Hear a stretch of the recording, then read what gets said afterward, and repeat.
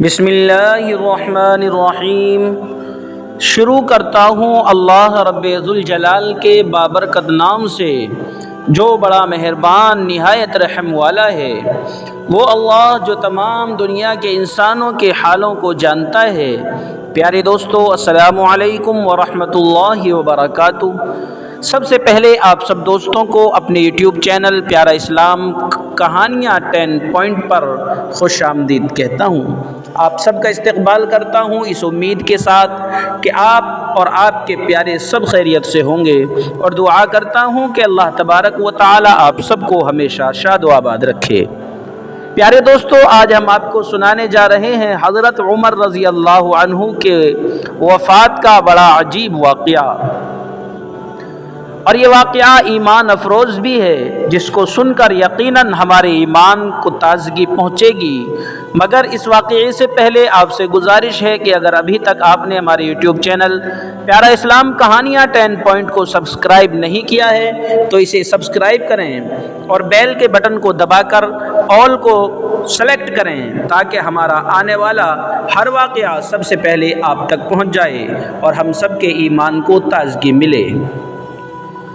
جب سیدنا عمر رضی اللہ عنہ پر حملہ کیا گیا تو ان کے لیے دودھ لایا گیا۔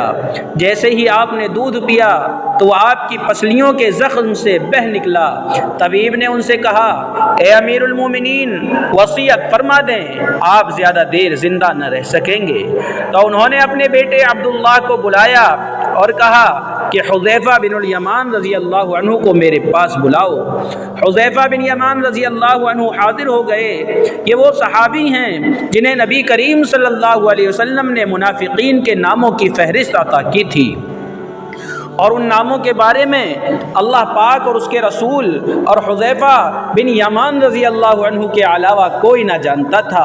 حضرت عمر رضی اللہ عنہ نے پوچھا جبکہ خون ان کی پسلیوں سے بہہ رہا تھا کہ اے حذیفہ، میں آپ کو اللہ کی قسم دے کر کہتا ہوں کہ اللہ کے رسول صلی اللہ علیہ وسلم نے میرا نام منافقین کے ناموں میں لیا ہے یا نہیں؟ یہ سن کر حذیفہ بن یمان رضی اللہ عنہ کی آنکھوں سے آنسو جاری ہو گئے اور فرمایا، یہ میرے پاس رسول اللہ کی امانت ہے، یہ راز ہے جو کسی کو نہیں بتا سکتا۔ آپ نے پھر پوچھا، خدا کے لیے مجھے اتنا بتا دیں، اللہ کے رسول صلی اللہ علیہ وسلم نے میرا نام شامل کیا ہے یا نہیں؟ حذیفہ بن یمان رضی اللہ عنہ کی ہچکی بند گئیں اور کہتے ہیں، اے عمر، میں صرف آپ کو بتا رہا ہوں، اگر آپ کی جگہ کوئی اور ہوتا تو میں کبھی بھی اپنی زبان نہ کھولتا، اور وہ راز صرف اتنا بتاتا ہوں کہ رسول اللہ صلی اللہ علیہ وسلم نے اس میں آپ کا نام شامل نہیں کیا۔ حضرت عمر رضی اللہ عنہ نے اپنے بیٹے عبداللہ سے کہا کہ دنیا میں میرے لیے ایک چیز باقی رہ گئی ہے۔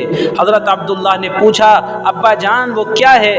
حضرت عمر رضی اللہ عنہ نے فرمایا، بیٹا، میں جوار رسول صلی اللہ علیہ وسلم میں دفن ہونا چاہتا ہوں۔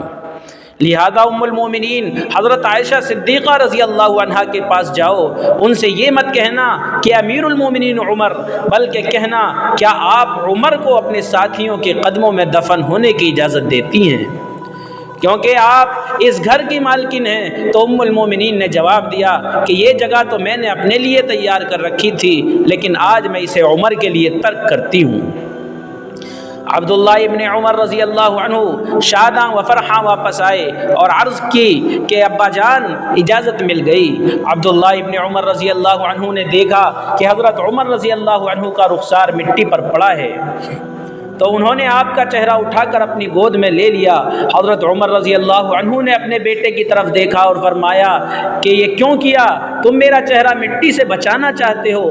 عبداللہ ابن عمر رضی اللہ عنہ نے کہا، ابا جان، لیکن حضرت عمر رضی اللہ عنہ نے ان کی بات کاٹتے ہوئے فرمایا کہ اپنے باپ کا چہرہ مٹی سے لگنے دو، بربادی ہے عمر کے لیے اگر کل اللہ پاک نے اسے نہ بخشا۔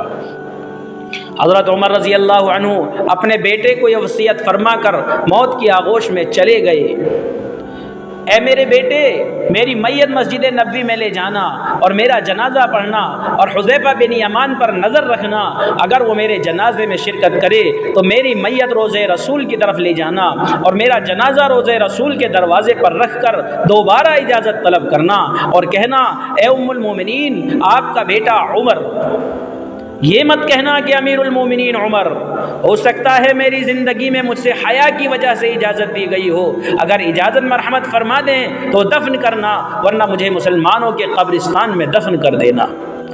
حضرت عبداللہ ابن عمر رضی اللہ عنہ کی نظریں حذیفہ بن یمان رضی اللہ عنہ پر تھیں۔ وہ کہتے ہیں کہ میں حذیفہ بن یمان کو ابا جان کی نماز جنازہ میں دیکھ کر بہت خوش ہوا، اور ہم جنازے کو لے کر روضہ رسول کی طرف چلے گئے۔ دروازے پر کھڑے ہو کر میں نے کہا، اے ہماری ماں، آپ کا بیٹا عمر دروازے پر ہے، کیا آپ تدفین کی اجازت دیتی ہیں؟